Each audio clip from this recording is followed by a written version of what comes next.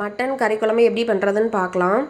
மட்டனை கழுவுனதுக்கப்புறமா மஞ்சள் தூள், மிளகாய்த்தூள் சேர்த்து இதை ஒரு அரை மணி நேரம் மேரினேட் பண்ணி வச்சுக்கோங்க. இப்போ ஒரு குக்கரில் இந்த ரெசிபிக்கு தேங்காய் எண்ணெய் தான் நல்லாயிருக்கும். கொஞ்சமாக தேங்காய் எண்ணெய், ஸ்பைசஸ், கூடவே 2 பெரிய வெங்காயம், கொஞ்சமாக சின்ன வெங்காயம், உப்பு சேர்த்து நல்லா வதக்கி எடுத்துக்கோங்க. இது கூட ஒரு தக்காளி, இஞ்சி பூண்டு புதினா கொத்தமல்லி பேஸ்ட் இந்த ரெசிபிக்கு நல்லாயிருக்கும். அதையும் பச்சை வாசனை போகிற வரை நல்லா வதக்கிக்கோங்க.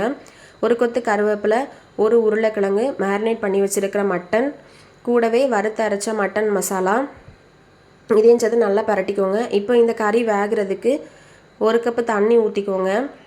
இது கூட வறுத்து அரைச்ச தேங்காய், அதாவது தேங்காயை துருவி அதை வறுத்து அரைச்சி இந்த மாதிரி சேர்த்துக்கோங்க. இப்போ இதை நல்லா கிளறிக்கோங்க.